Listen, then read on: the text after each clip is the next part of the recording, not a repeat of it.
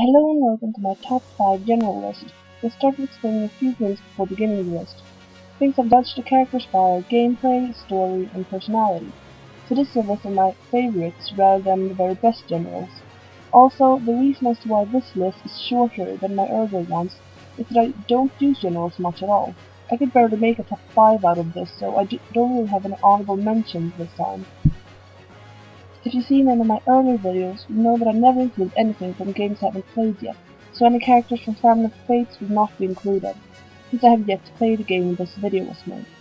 Also, there will obviously be spoilers of the characters that are included in this list, but now you have been warned. With all of that out of the way, let's start this list. Torneo from Fire Emblem Path of Radiance and Fire Emblem Radiant Dawn takes the 5th place on my list.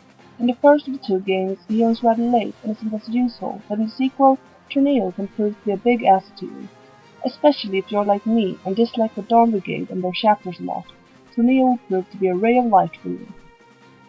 He's a man loyal to his homeland, even serving Dane wholeheartedly after he got a mayor demotion by his king Ashnod. He later served Ashnod's successor Pelias fully even when Dane questionably joined Spenion's side in the war in Radiant Dawn, once again proving his loyal nature. In Path of Radiance, Torneo isn't anything special. It can prove to be a helpful unit to you if you lost many other defensive options earlier in the game, but otherwise you'll probably have a good tank when he joins already. It's his appearance in Radiant Dawn that earned him the 5th spot on my list. I really don't like the Dawn Brigade chapters, and I usually don't train them too much since Micaiah is going to hog all the experience from everyone else. Torneo pretty much solos Micaiah's chapters in Part 3 for me, and has therefore proved to be very helpful to me. He, like many other generals, has great defense and good strength. He has pretty decent resistance as well, and his magic makes him a good candidate for the Indu Squall in Radiant Dawn. While there are better options in the game, Torneo has always been an important unit for me. I don't use Gilliam from Fire Emblem Sacred Stones much, but he has always been pretty useful to me early on in the game when most characters, barring Seth, are very fragile. Unlike Torneo, Gilliam is one of the first units to join you in his game, so he's available throughout almost the entire game. Like all generals, Gilliam has great defense, HP and strength, while his speed is really bad. Upon promotion, he gains the skill Great Shield, which can prove useful. Since Sacred Stones is one of the easier games, not much will hurt to train Gilliam, so he can be very useful if one chooses to train him. It's also your only option for a general, unless you choose to make Amelia one, which I usually end up doing. That's the reason why I don't use Gilliam much in the latter part of the game, but in the beginning he can be really helpful. As one of the older characters in the game, many others come to Gilliam for advice. He is very helpful and is always there to offer anyone his advice. He's a serious but nice guy that turns out good gameplay-wise. Gilliam will almost always be a very reliable guy. Third place goes to Shelly from Fire Emblem Awakening. Shelly is a lot like her mother Sully in that she's confident, strong, and doesn't like being judged by her gender. Sadly, I think that Shelly is more one-dimensional than her mother. Pretty much all of her supports are about her training and proving that she's strong. Luckily for her though, she's of the general class, and I already mentioned that I don't use them much. So Shelly is easily one of the best generals I've ever used, since she's from Awakening, a game where anyone can become great. Depending on whom her father is, Shelly can become a beast.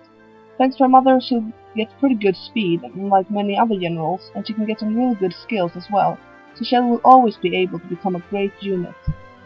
She's not available as much as the parents in Awakening, but she has the potential to surpass them given enough training.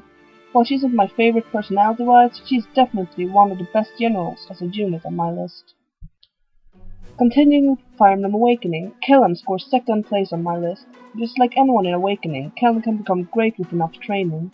Unlike Shelly, whom he beat with 1 place, Kellan gets some points in personality as well, being a comedy relief character. The recurring joke with Kellan is that no one notices him, even though he's the biggest guy in the army. This can make some pretty hilarious situations, and I got some pretty good laughs out of Kellan while playing Awakening. Other than being incredibly forgettable by the others in the army, Kellan is a really nice and peaceful person. He's always ready to help and to do his best in getting noticed. Being the only knight you get for a while, he's one of the sturdier characters early on. This makes him really useful both for luring out enemies, but also to help in boosting your frailer character's defense. Paired with a faster character, Kellan can accomplish a lot thanks to the speed boost he'll get. I always found him really useful in the first part of the game.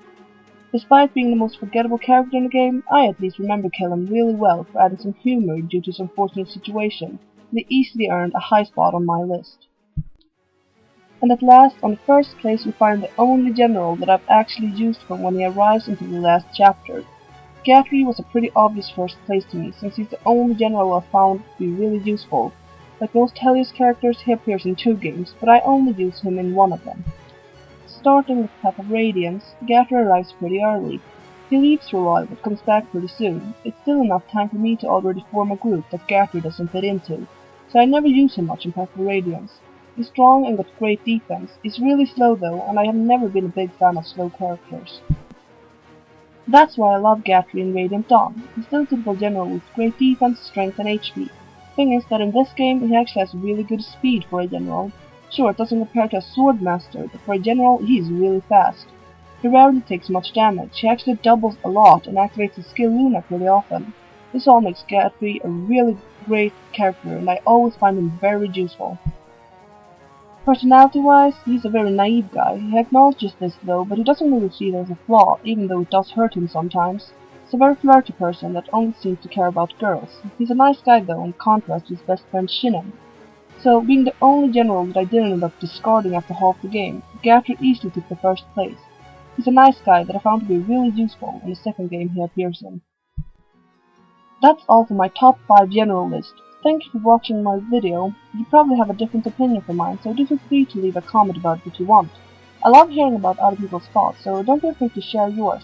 Once again, thanks for watching my video.